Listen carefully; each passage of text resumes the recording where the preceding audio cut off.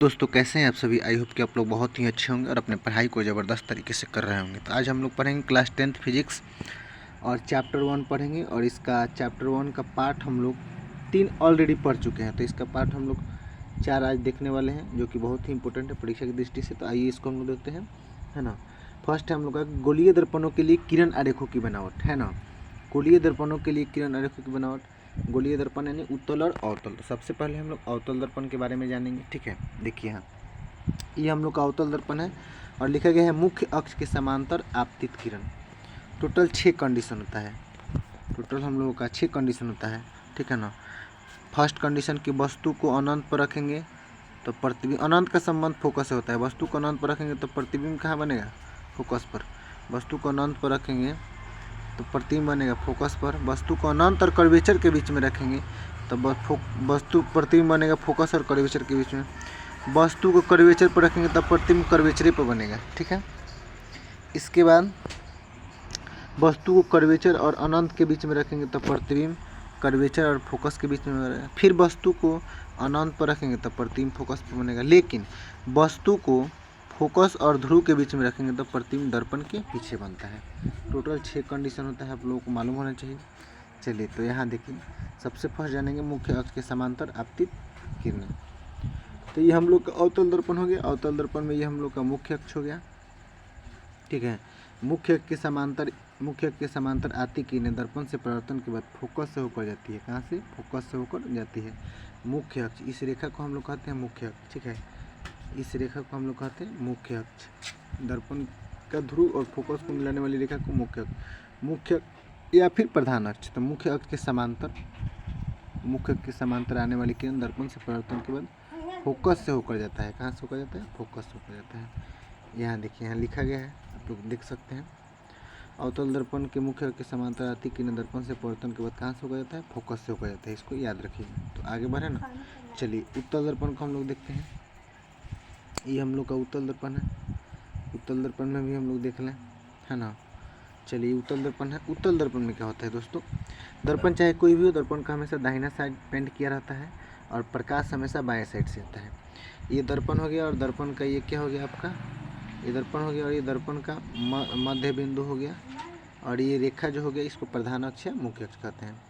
तो उत्तल दर्पण में क्या होता है कि मुख्य अक्ष के समांतर आने वाली किरण दर्पण से परावर्तन के बाद ऐसे जाता है कि लगता है कि फोकस से आता हुआ प्रतीत होता है। समझ में गया ना। चलिए यहाँ देखिए, यहाँ पर लिखा गया है, यहाँ समझिए आप लोग। उत्तल दर्पण में मुख्य अक्ष के समांतर आती किरणें दर्पण से परावर्तन के बाद उसके फोकस से आती हुई प्रतीत होती है। उत्तल दर्पण में मुख्य अक्ष के समांतर आती किरणें, ये मुख्य अक्ष हो गया और इसके समांतर आती किरणें दर्पण से परावर्तन के बाद इधर गया है और ये जो है इधर गया है, लेकिन लग रहा है कहाँ से आ रहा है, फोकस से आ रहा है। समझ में आ गया। चलिए आगे देखेंगे हम लोग। दूसरा हम लोग का है किरण रेखों की बनावट में दोस्तों। अगला है हम लोगों का फोकस की दिशा में आपतित किरण। अवतल दर्पण है ये हम लोग का, अवतल दर्पण है। दर्पण में हमेशा दाहिना साइड पेंट किया रहता है, पीछे वाला भाग। अवतल दर्पण में ये हम लोग का हो गया प्रधान अक्ष या मुख्य अक्ष।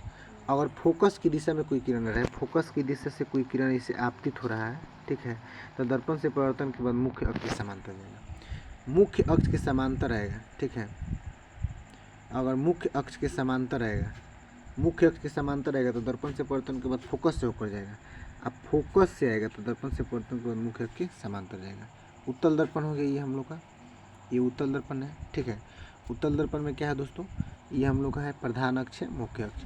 तो देखिए फोकस से आती हुई प्रतीत हो रहा है, फोकस की दिशा में आ रहा है, फोकस की दिशा में आ रहा है ना, तो दर्पण से परावर्तन के बाद मुख्य अक्ष के समांतर निकल जा रहा है। चलिए आगे देखेंगे, यहाँ पर लिखा गया है, ठीक है। जब कोई किरण दर्पण के फोकस की दिशा में आपतित होती है तो वह परावर्तन के बाद मुख्य अक्ष के समांतर जाती है, ठीक है।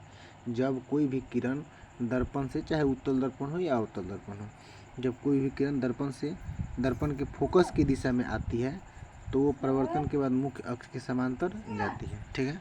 चलिए अगला देखेंगे हम लोग, 3 नंबर देखते हैं, ठीक है। 3 नंबर हम लोग देखेंगे दोस्तों, यहाँ पर समझिए आप। 3 नंबर में है हम लोगों का कि वक्रता केंद्र की दिशा में आपतित किरण। अगर उत्तल दर्पण हो या अवतल दर्पण हो, वक्रता केंद्र की दिशा में अगर कोई किरण आपतित होती है, ये कर्वेचर है हम लोग का, वक्रता केंद्र की दिशा में अगर कोई किरण आ रहा है तो दर्पण से परावर्तन के बाद उसी दिशा में वापस लौट जाएगा, उसी दिशा में वापस लौट जाता है और यहाँ पर 90 डिग्री का एंगल बनाता है। कितना डिग्री? 90 डिग्री।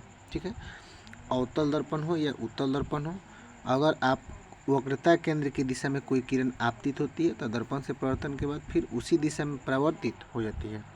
जैसा कि आप लोग देख सकते हैं, यहाँ पर हम लोग लिखे हैं, है ना, यहाँ देखिए लिखा गया है, अगर कोई किरण वक्रता केंद्र से होकर आती है तो वह दर्पण पर 90 डिग्री का एंगल बनाती है, 90 डिग्री का कोण बनाती है एवं परावर्तन के बाद उसी पथ पर वापस लौट जाती है।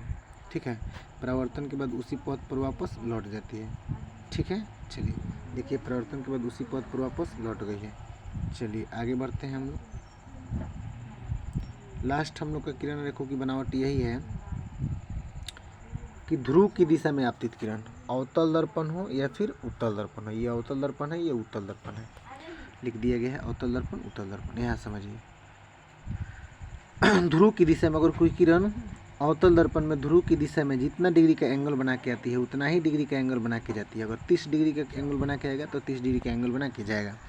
ये हम लोग का उत्तल दर्पण है। इसमें भी अगर ध्रुव की दिशा में, ये मध्य बिंदु हो गया दर्पण का, तो ध्रुव की दिशा में अगर जितना डिग्री का एंगल बना के आएगा परावर्तन के बाद उतना ही डिग्री का एंगल बना के जाएगा। 30 डिग्री का बना के आएगा तो 30 डिग्री का बना के जाएगा।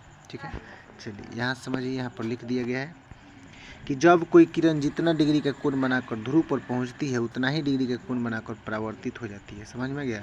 जब कोई किरण जितना डिग्री का कोण बनाकर ध्रुव पर पहुंचती है उतना ही डिग्री का कोण बनाकर क्या होती है? परावर्तित हो जाती है। आई होप कि आप लोग को समझ में आ रहा होगा। ठीक है, तो आगे हम लोग बढ़ते हैं।